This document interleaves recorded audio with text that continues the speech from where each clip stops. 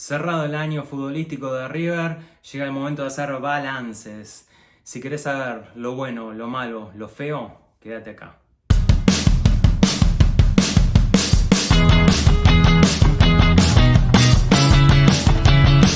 Al terminar el año futbolístico para River se consagró campeón del Trofeo de Campeones contra Rosario Central.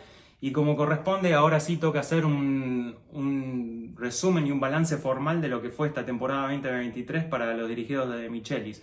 Yo creo que si nos basamos en lo que dice el papel, las estadísticas, pocos podemos objetar los resultados de River. Campeón del primer semestre en el torneo local, líder absoluto de la tabla general por más de 20 puntos sobre el segundo y casi 30 puntos de diferencia con tu máximo rival. Clasificado a la Copa Libertadores el año que viene. Acaba de levantar una copa como dije en la presentación, de la Copa de Campeones, y ahora va a jugar la Supercopa a principios del año que viene contra Estudiantes. Mejor promedio de gol.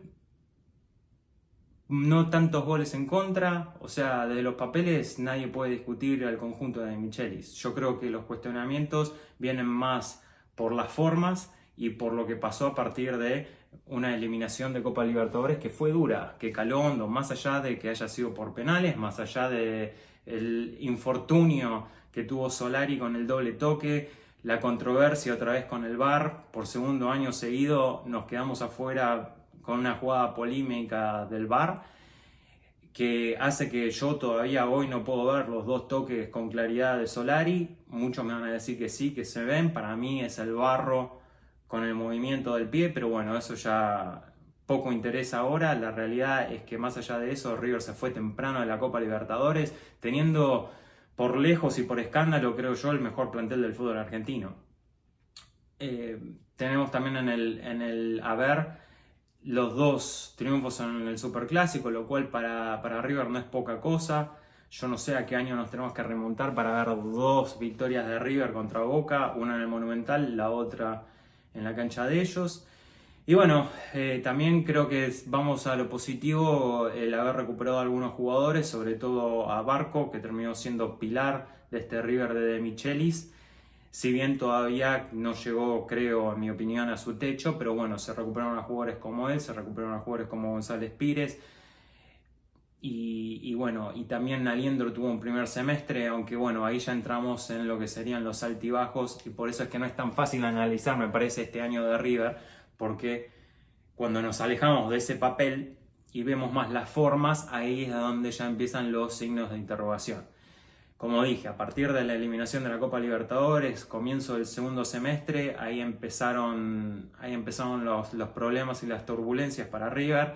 Hubo otro muy mal partido contra Vélez en el comienzo del campeonato, se pierde contra Argentinos Juniors, entonces ahí es como que entró River en una seguidilla de resultados negativos que terminó haciendo que toda la gente que se había subido a la michoneta y que aplaudía el River Múnich, de repente se empezaban a mirar de reojo, empezaban a murmurar en el Monumental y se empezaban a dar cuenta que De Michelis no estaba tan sólido como uno creía. A esto, agregado a la famosa filtración del técnico con algunos periodistas, la polémica con varios jugadores referentes del plantel, que hasta hoy se sigue hablando. De hecho, sacando lo que pasó con Echeverri, de lo otro que se estaba hablando al terminar el partido contra Central, era del no saludo de Enzo Pérez, era de qué iba a pasar con González Pires, era de ver cuán fuerte estaba De Michelis para seguir al mando de este plantel, donde todavía vamos a seguir teniendo muchos jugadores referentes que cayeron en esa crítica, justa o no, será para cada uno de nosotros en pensar lo que querramos, pero lo que sí podemos decir es desubicada por las formas en las que se dieron a conocer. Y bueno, yo creo que ahí es donde está el tema de COEFE este año de River. Tenemos que pensar y acordarnos también que es un año de transición, donde no iba a ser fácil ni para De Michelis ni para cualquier otro técnico asumir después de casi 9 años de Gallardo. 9 años de no solamente logros históricos, pero también 9 años de una disciplina muy marcada en las formas de conducción, que obviamente iba a hacer que notáramos los cambios. Y tal vez los cambios fueron un poco más abruptos en este segundo semestre, donde se empezó a poner el ojo en otras cuestiones que no eran tanto las futbolísticas, de si la pelotita entraba o salía. Y bueno, ahí es donde también se están viendo las mayores críticas. Por ejemplo, las mayores críticas en las que yo le recaigo a Martín de Michelis, que son las formas que tiene de manejarse con los integrantes de su plantel. Con esto, yo creo que ahí es donde empiezan también los objetivos que se tienen que trazar para el año que viene. Pero antes de meternos en eso, también quiero seguir con el tema de el debe y el haber de este balance, y creo que en el debe está mantener la regularidad que se perdió en el segundo semestre y que se supo mantener a lo largo de la primera mitad del año, aunque también se vieron en esos primeros 6 meses algunas cosas que llaman la atención. Por ejemplo, la dura derrota que sufrimos contra Fluminense en la Copa Libertadores, que eso fue, creo que, el primer mazazo de Michelis, porque ahí fue cuando estuvo la primera prueba real de para qué estaba ese River.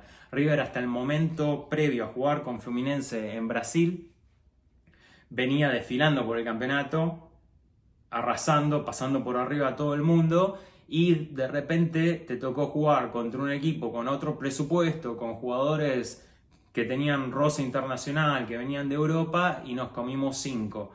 Si ustedes me preguntan, yo creo que ese partido se juega 20 veces más y no termina 5-0, pero la realidad es que por decisiones del técnico que el propio de Michelis reconoció, se hicieron cambios y se tomaron decisiones en cuanto a cómo encarar el trámite del partido, que terminaron haciendo que nos comamos una goleada histórica, porque de hecho fue la diferencia más abultada que tuvimos en contra en la historia de la Copa Libertadores. O sea, de esa magnitud fue esa derrota. Y que bueno, por suerte después en el partido considerado de vuelta en el Monumental, sí dejó una muy sólida imagen. Yo creo que como le jugó River al Fluminense en ese partido, solamente lo vi. El único partido comparable es sinceramente el Manchester City el otro día en la final del Mundial de Clubes, donde River fue a presionar bien alto. Se lo veía en Fluminense tratando de salir prácticamente desde la línea del córner, como lo vimos el otro día contra el Manchester City. Y si el partido ese no terminó 4-0, fue porque River no estuvo tan afilado como si estuvieron los ingleses el otro día de la final del Mundial. Pero ese River en ese partido tranquilamente le podría haber hecho 3-4 goles a Fluminense. Entonces eso sí dejó un buen sabor, nos dejó a todos esperanzados de que a lo mejor sí teníamos con qué pelear en la fase eliminatoria de las llaves. Y bueno, después nos tocó un equipo como el Inter de Porto Alegre, que tal vez no será de los más fuertes de Brasil, pero sigue siendo un equipo fuerte con un presupuesto muchísimo más grande que el que tiene River. Entonces, con esto lo que quiero decir es que si bien River era el candidato, la diferencia tampoco no era tan grande. No es que nos tocó jugar contra otros equipos, como por ejemplo estaban todos de la otra llave del lado de Boca.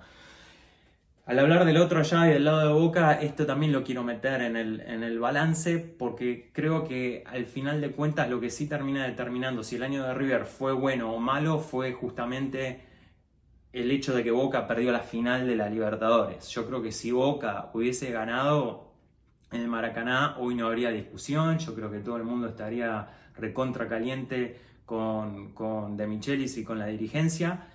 Y creo que ahí no hubiese habido nada que discutir. Yo creo que la performance de Boca en la Libertadores, más allá de pasar todos los partidos por penales, de ser un desastre, pero eso era lo que iba dictando mucho, era el termómetro de cómo se iba sintiendo el hincha de River. Tal vez hasta les digo, si Boca se hubiese quedado eliminado con Nacional, y pongo el Nacional como ejemplo porque si bajo el sistema viejo de la Copa Libertadores Boca se hubiese quedado eliminado por la famosa diferencia de gol de visitante, Yo creo que ahí hubiese sido todo distinto y me parece que River hubiese sido un poco, la hinchada de River hubiese sido un poco más flexible y más tolerante con De Michelis. Creo que el hecho de ver a Boca pasar y River jugando un partido por semana hizo que esa semana se hiciera muy extensa para el plantel y para los hinchas muy frustrante. Porque lo único que se hablaba era de que Boca pasaba y que Boca estaba en la competencia internacional y de River no se sabía nada porque encima River se la pasaba con días libres todas las semanas, de 2 y hasta 3 días libres, era una cosa de locos.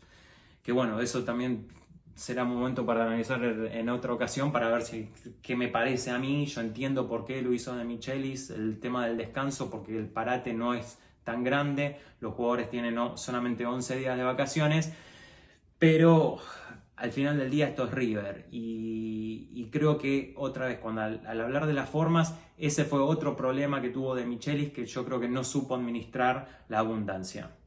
Al tener solamente una competición, él quiso tratar de dejar contento a todo el mundo y River no es un lugar para dejar contentos a todos los jugadores, no es un club de amigos.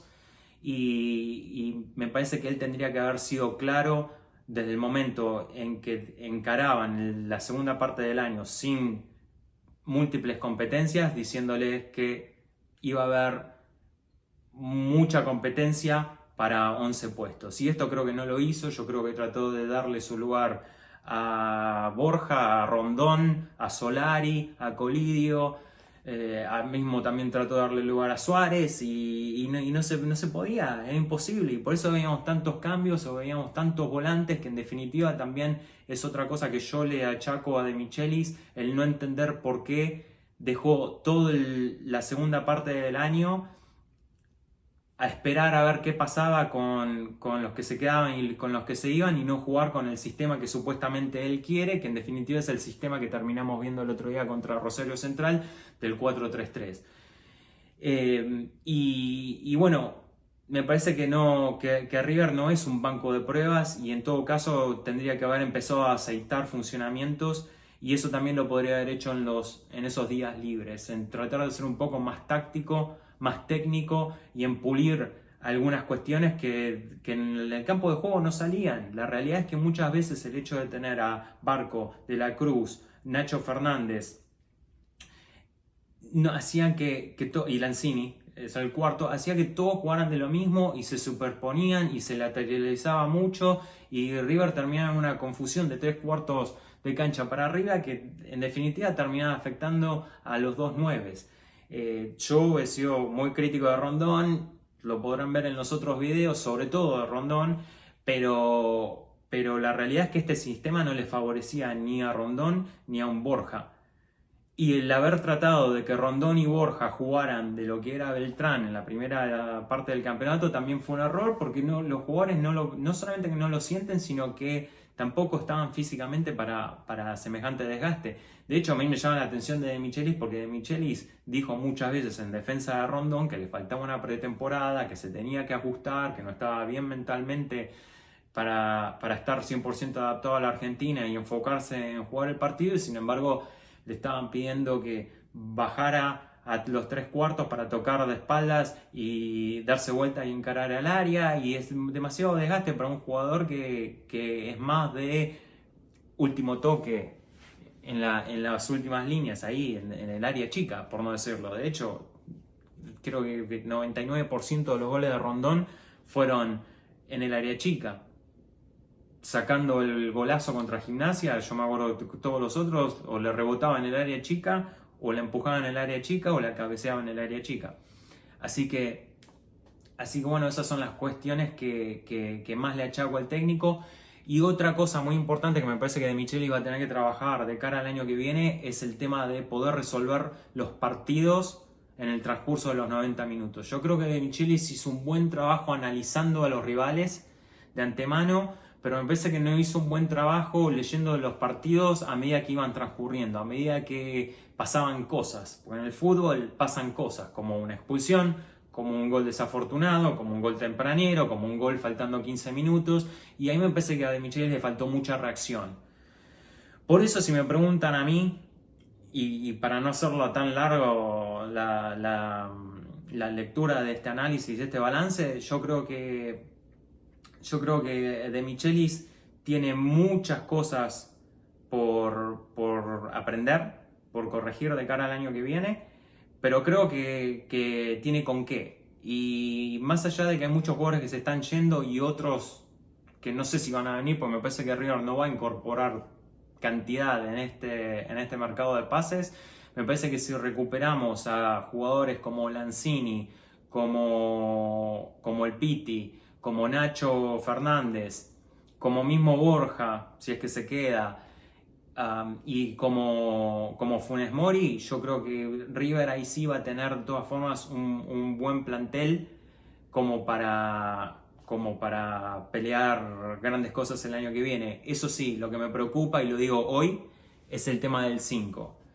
Porque se está escuchando mucho decir que a De Michelis le está gustando mucho Fonseca. Yo no sé si ustedes lo vieron a Fonseca, o si hay algún uruguayo viendo este video y quiere poner en la caja de comentarios qué tan bueno es Fonseca. Yo no lo vi nunca, pero yo lo que sí sé es que rara vez jugadores sin antecedentes se desempeñan bien en esa función del 5. Desde que yo me recuerdo, siempre tuvimos que traer o jugadores prácticamente consagrados en otros equipos para venir a jugar de 5 o jugadores de la casa. Y en este caso Fonseca, que creo que tiene 26 años, me parece que es una apuesta muy grande. Yo creo que el titular va a ser Craneviter, que también va a necesitar mucho esta pretemporada. Pero sí es cierto que Michelis está considerando fuerte a Fonseca, y bueno, a mí me preocupa porque de resultar este experimento va a ser algo increíblemente atípico en lo que es la historia de River. Pero bueno, si ustedes me preguntan a mí cuál fue el aspecto más positivo de este River, yo creo que fue el desempeño de ellos en los clásicos, en los partidos importantes, no el tema de los mata-mata, que ya también es otra cosa que se le achacó a De Michelis, pero el hecho de haber ganado todos los clásicos y haberle ganado a Boca en el Monumental y parsearse prácticamente en pelotas por la Bombonera, me parece que eso fue lo más destacable. Y como dije, tienen que mejorar lectura de los partidos, la comunicación con el plantel y el sistema táctico 4-3-3 de Michelis. 4-3-3, basta de un solo delantero, y si estamos con eso podemos esperanzarnos de un buen 2024. Bueno, los quiero leer a ustedes, quiero que me digan a ver qué les parece o qué les pareció este año de Michelis, en qué están de acuerdo conmigo y en qué no. Y bueno, gracias por estar del otro lado. Por favor, los que no se suscribieron, suscríbanse y denle like a este video, así me siguen ayudando a difundirlo. También me pueden seguir por Instagram, ¿ok? Bueno, muchas gracias, hasta la próxima. Chao.